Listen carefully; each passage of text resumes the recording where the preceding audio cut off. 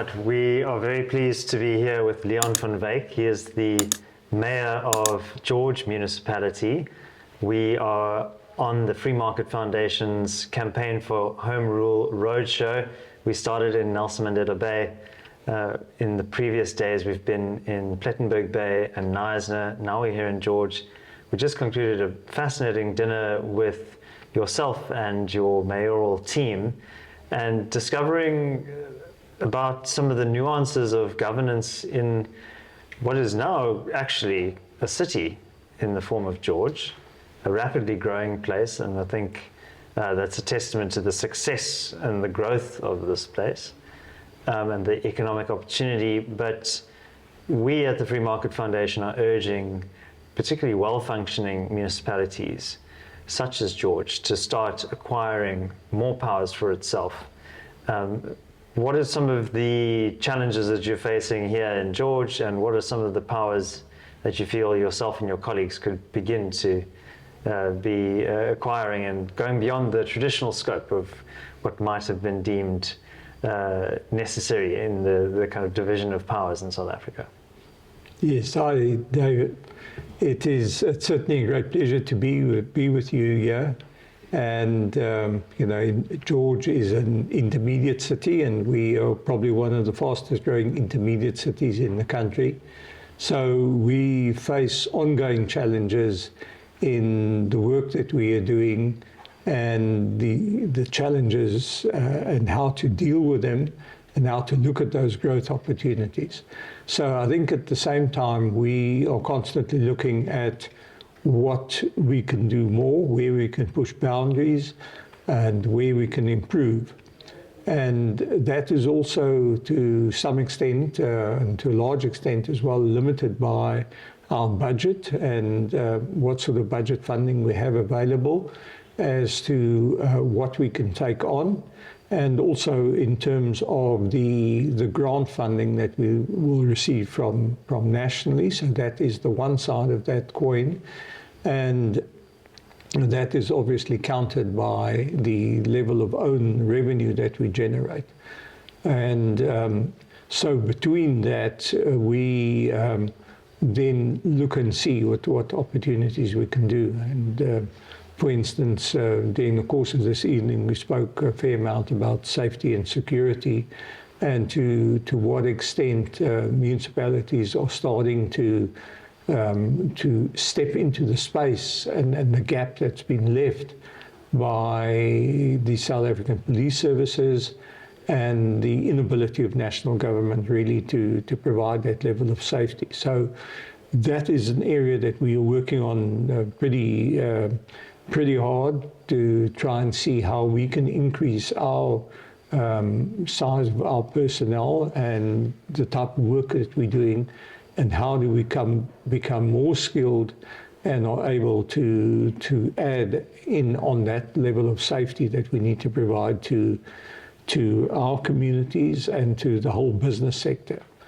And along with that, naturally, we're sitting with the whole environment of electricity and Eskom and the amount of load shedding that we have. And we are probably one of the leading forerunners. I would imagine we could be certainly within the top 5 municipalities in the country, and probably well within the top 5 in the work that we are doing to start adding additional energy capacity and generation capacity in what we're doing. And so we almost parallel ourselves with Cape Town in what the work that they're doing as a metropole, and we as a local municipality, as an intermediate city.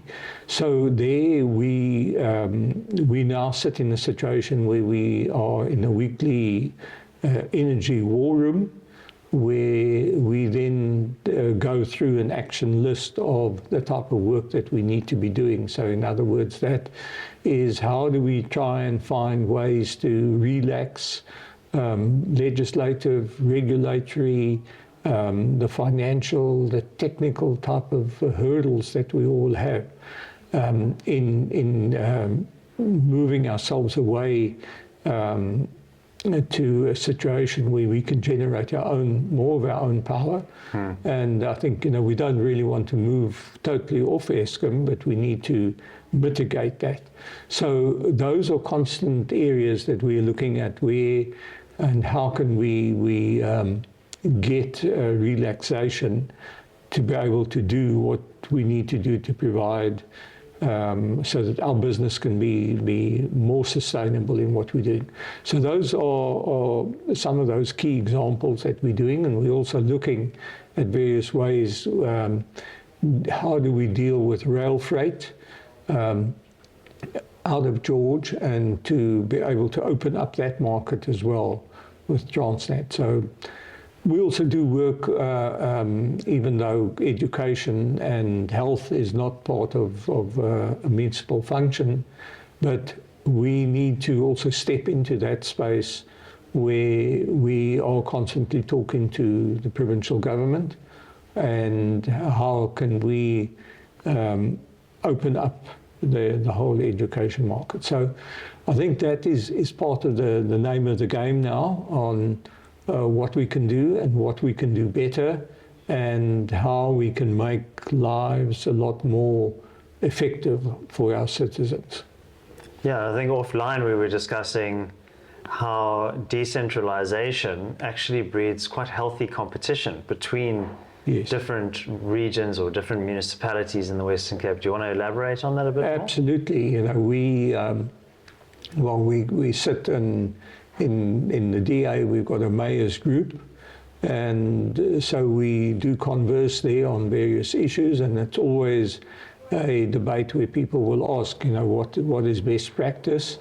And so we're always very proud to do that, and to make sure as to what you now go and do that is can be followed by somebody else. And I think we were very proud to be the first municipality who could then offer traffic lights that operated on UPS. So in other words, during load shedding, they could still continue operating. So we got through that exercise, and now I see some of our competing municipalities have also sort of got there now, even though we've been there probably for the past 18 months already. But it is something that is very important, that each of those municipalities, each of the mayors want to do their best, and they want to outshine what we're doing. So that is healthy competition, and it constantly spurs everyone on. It certainly spurs on our municipal management as well, because they would also want to be first in the queue in whatever we're doing.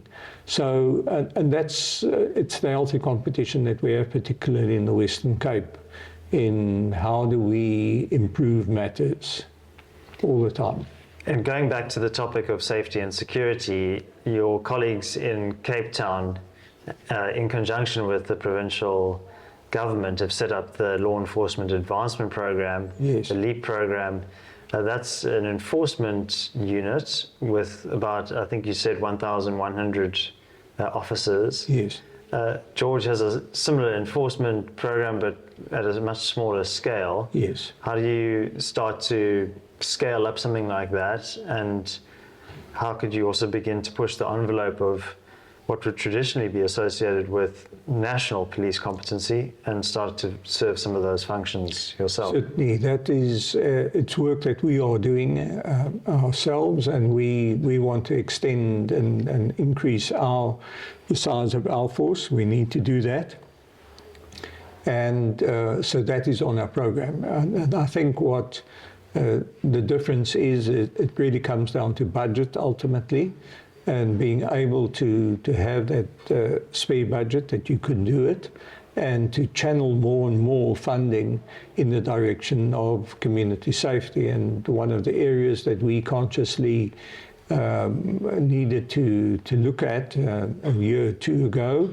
was we then went for electricity and for energy, so that we could become more energy secure, knowing that we need to move into community safety. So right now we are busy enlarging our control room for community safety, where that houses our CCTV cameras. So we've got over 600 CCTV cameras around George that already been monitored. So that's increasing. We're also going to be increasing our personnel, and that's a growth phase that we need to go through, and also look at rapid response units and expand that. So that's what's on the cards now for the next financial year as we move into that space. But certainly you need to look at that very carefully and budget that, and then you need to bring the staff in, and then you've got to train the staff. And no doubt we'll be collaborating with the City of Cape Town then on training once again, and upgrading training on an ongoing basis of the law enforcement teams in what we're doing. So we're also using technology, and we make use of drones, very much like Cape Town is doing. So that's the path that one ultimately needs to go, and to provide that additional level of safety. Well, Leon van Wyk, thank you very much for sharing your experiences and your insights with us at the Free Market Foundation, and we certainly enjoyed the dinner discussion that we had with you and your team, and we hope to see you again sometime soon. Stay free. Fantastic. Thanks very much for the opportunity of being with you guys, and your team, David, and with Martin van Staden. Thank you. Thank you very much.